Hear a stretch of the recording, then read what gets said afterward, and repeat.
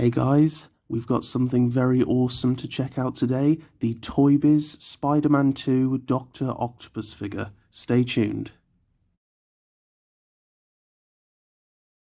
So before we get a closer look at the figure, we're just going to take a look at the packaging, so we'll just move him out the way very quickly. And here we have the packaging, the original packaging. So I did get this guy brand new in the box from this amazing toy shop. Now, even though it says £40, I believe I did get him for 30.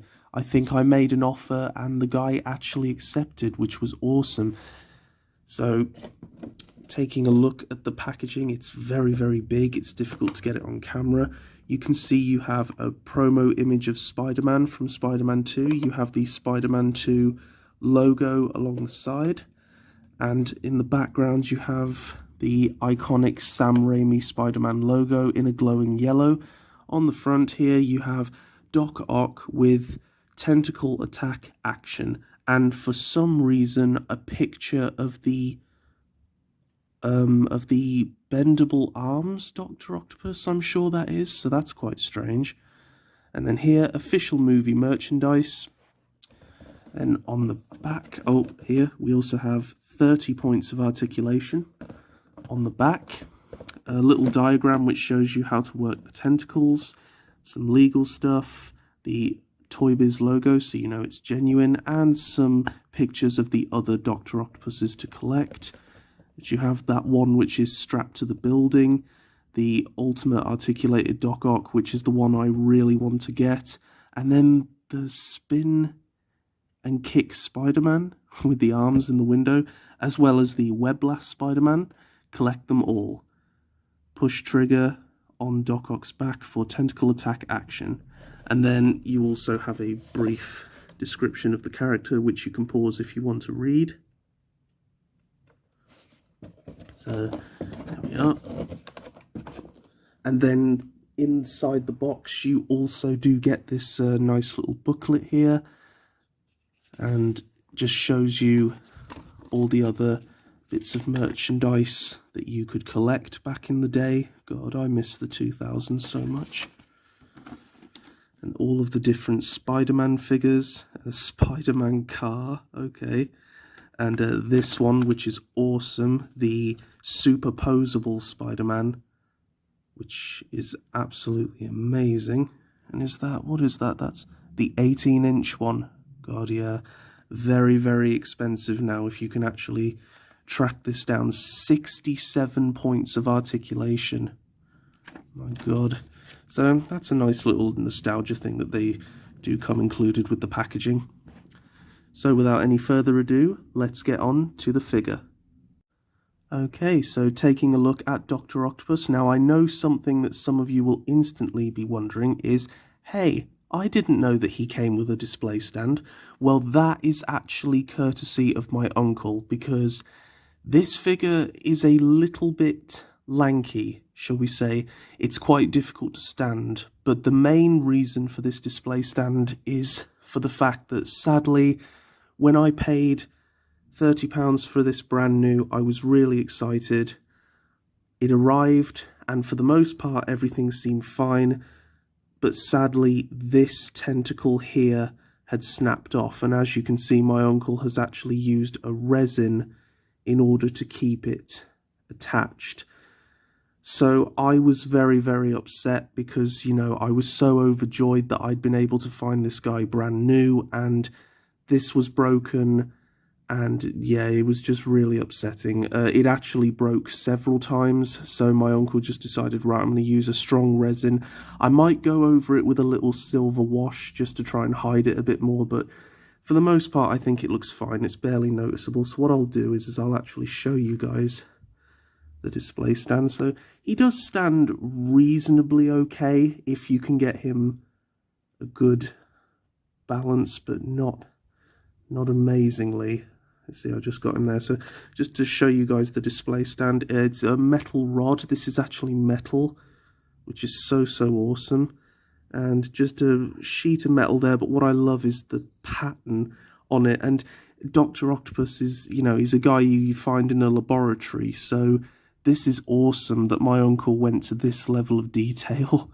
It's so cool. So when you purchase yours, I'm sorry guys, you're not going to have this, but I love this, and it just makes me so much more comfortable displaying him on the shelf. But we'll just put it there a moment, because you know, it just slides up behind his legs and just supports him really, really nicely. So taking a look at the figure, you'll see as a bonus accessory, he also comes with his glasses, which are actually removable. They're made of a soft plastic.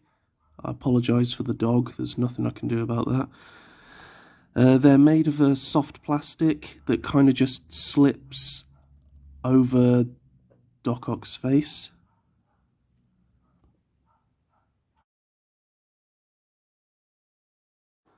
Okay, before I was so rudely interrupted by a dog, here are the glasses. Very nicely sculpted, just a nice little thing if the camera can focus, there we are. And they just slide on the face like this, and they actually hold very, very well. I had no idea how these were going to stay, but they do just rest on the face.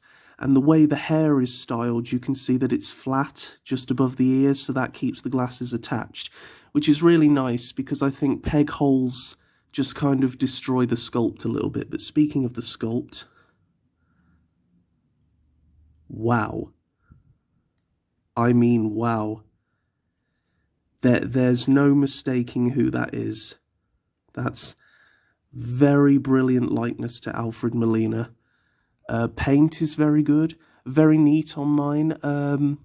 Could have been slightly better, but, you know, for something that's been mass-produced, and this is an older toy, you know, you've got his nice 5 o'clock shadow, and also even a slightly pinker tone on the lips. You've got some shading around the eyes, which really just helps bring out the sculpt, which is very nice. Eyebrows and hair, a bit too glossy for my liking, but still very, very nice. His eyes have been very nicely painted. Yeah, there are a couple of splodges and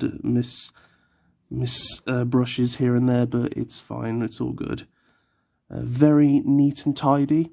Very nice detail on the hair. Very nicely sculpted. And then, oh, you can actually see inside. I love that he vaguely has a six-pack, but you know that he's not, not to be rude to Alfred, but he's not, you know, he's very fair. You know, he's just average, really. But I do like that they've given him that anyway. And then you have this enormous rubber trench coat, which is, it looks a lot greener on camera than it actually is. It's more of a, almost like a sandy green, very off, with some brown highlights, you know, just to give it a bit of a worn look. You've got the buttons, which have all been individually painted. Could have been done a bit better. It kind of just looks like they've been splodged on. You also have where the pockets have been sculpted, and you have this nice kind of thread detail around it, which is very cool. You even have the little strap here. So that's all of a soft PVC. Then on the inside you have an inner lining of brown with a black wash. And that carries on all the way around. Pardon me. Here is the mechanism that would have worked the arms, but sadly it is broken on this one. But thankfully I have something that can help with this. But what I love here is you actually have the puncture holes sculpted where the arms have forced their way through, which I really like. The lever is a bit annoying. It kind of just ruins how brilliant this sculpt is, but you know, you'd be looking at him from the front, so you won't really notice. You also have the inclusion of a pocket. And then in the inside you have his sort of his harness belt, all done nicely with the details there. And then you have his black trousers, which are very glossy and have a lot of texture on them, a lot of creases, which is very good. And then you have his brown shoes with black soles, and they've got a nice wash on them just to highlight the laces details. And then on his hands you have his gloves. And so overall, very, very good detailing, especially for a toy that came out in, well, it came out, I think, 2004, it must have done, same time as the film. Sometimes the toys do come out slightly earlier than the film, so it may have even been 2003. But I'd have to check, because I was just a little kid.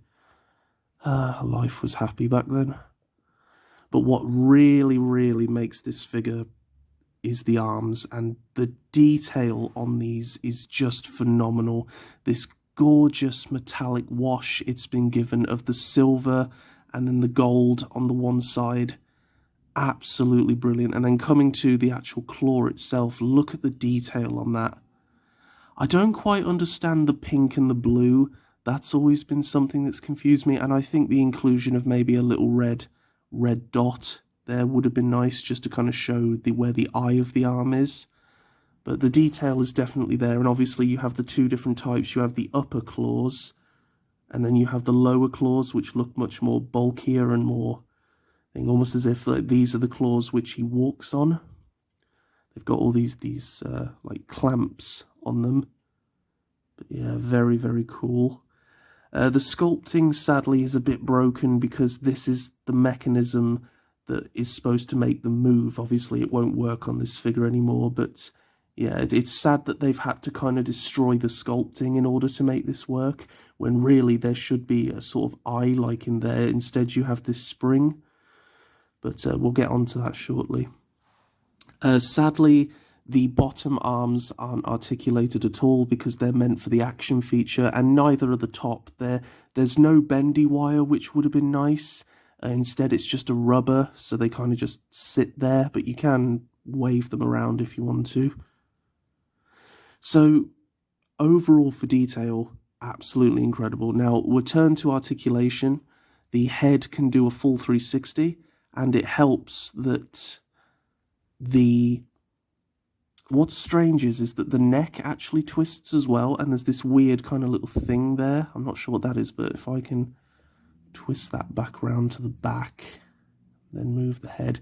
Now you can't see it, so that's good. It does help that the coat is a very soft rubber, but, you know, personally I just move the head from side to side. You can also lean it, and it can look forward really far, and look slightly back. Then you have the arms that are on ball joints, so they come quite the ways out.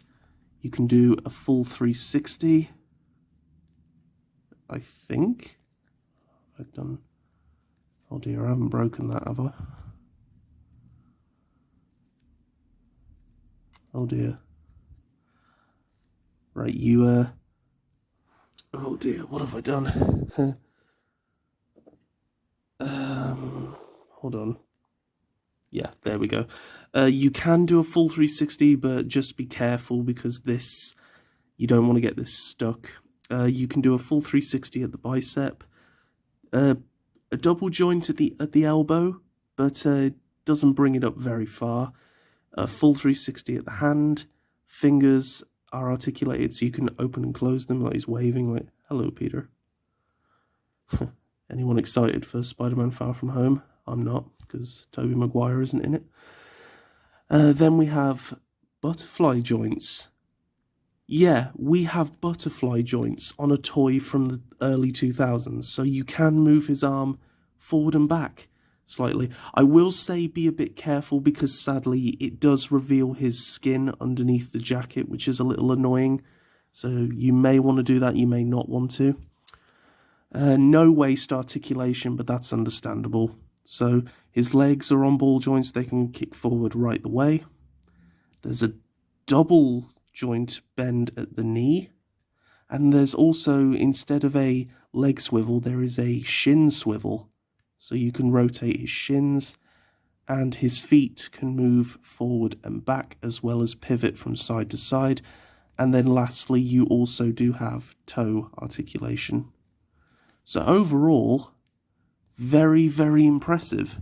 I think, oh, you can also, yeah, you can swivel the knees as well.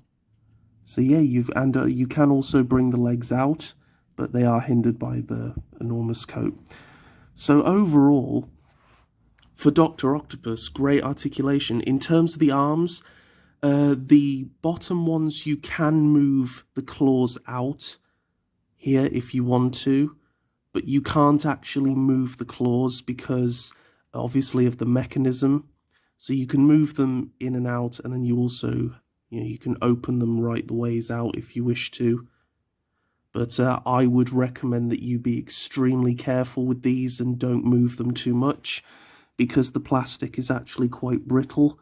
And then up here, you can close them right the way up if you want like that look. You can open them right the way out.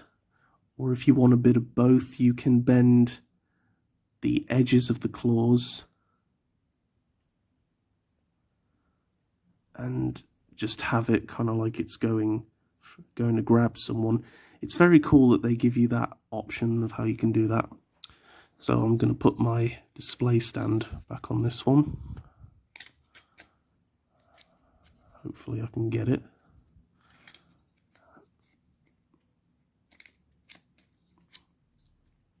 So there we are. Now, I told you guys that my action feature was broken, and sadly yes. So my uncle did something very incredible for me. He actually went and bought me another one. So I have two of these guys, which is very, very strange. Now, in terms of paint, sadly, this one isn't quite as good as that one, but for the most part, they are very much both amazing figures. When I first got this one did look like it had been through the wars a little bit. It was very dirty, but amazingly, nothing was broken. And the action feature on this toy still works. Now, I am actually really nervous because I just think that the action figure in this, the action feature on this toy is not very good, especially if this is marketed towards kids, because it broke after only a few times of doing it. So I wonder if the same thing might happen with this one. I hope it doesn't happen on camera, but for the action feature of the attack arms, you just pull down on this lever, and as you can see, the top arms lean forward and the claws move on the arms. So that's the feature, and it's a simple spring mechanism, but there's also a string in there, which is very strange. So I'm guessing that's what pulls these forward. Yeah.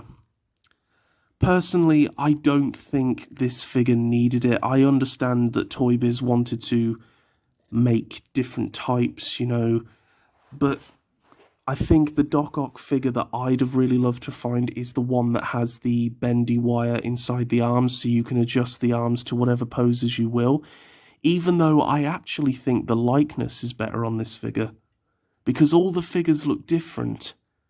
This one actually has the best Alfred Melina likeness, so as I said, this guy is great for displaying on the shelf, but not that great for playing with. Which sucks, because I always wanted to recreate that battle with him and Spiderman on the train. But I'm just really, really grateful to have this figure. I mean, I have two of this figure.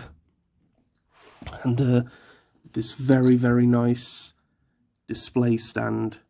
It's great to display this guy.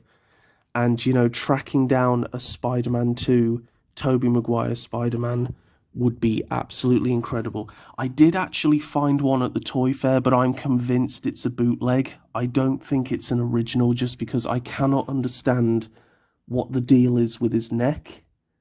But I've got a review of that figure coming. So yeah, got one with the glasses, one without. So overall, what do I think of this figure?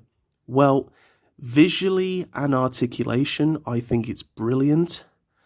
Play factor, I think it's very brittle. The arms feel very lanky and fragile, like they're not meant to be played with at all. And the trouble is, when you mess up the arms on your Dr. Octopus figure, you done messed up. So, in terms of a display piece and something that I'm really happy to have, I love him. In terms of something that, you could give to your child, I definitely would not recommend that you do that, because it's going to end in tears. I was really, really upset when this broke. It broke in the package, it broke in the post. I guess it must have been bashed around a bit too much. But the guy very nicely gave me a discount, gave me a little refund, and that was very nice of him, so, you know. Overall, it's a very, very nice figure.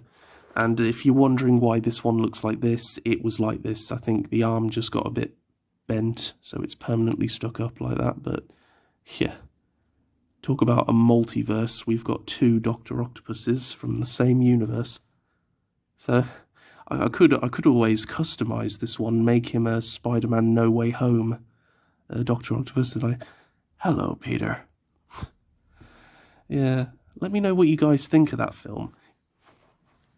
You know, are you excited for it? That Alfred Molina's back? And possibly, what's his name? I always forget his name, who played the Green Goblin. It'll come to me. It will come to me, but it won't be when the video's on.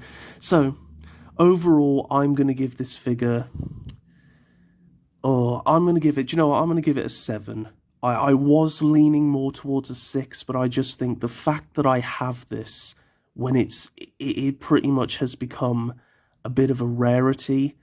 You know, it's probably easy to get in America, but in the UK, my God. So I'm just very, very happy to have it. Spider-Man 2 was my first Spider-Man film, and the Sam Raimi trilogy is my all-time favourite, and that includes Spider-Man 3. I will defend that film until the day I die. It has issues, but it's still great. They're all great, and Dr. Octopus by Alfred Molina is perfect, so I'm very, very happy to have a figure of him. I hope one day I will be able to track down the bendable tentacles Dr. Octopus from Toybiz, and I will definitely love to review that, you know, but he tends to go for really ridiculous prices. So this is the next best thing. So I want to thank you guys for tuning in, as always, and thank you for being patient with me. I know I haven't been uploading as much, so stay safe and happy wherever you are in the world, guys, and I will see you in the next video. Bye-bye.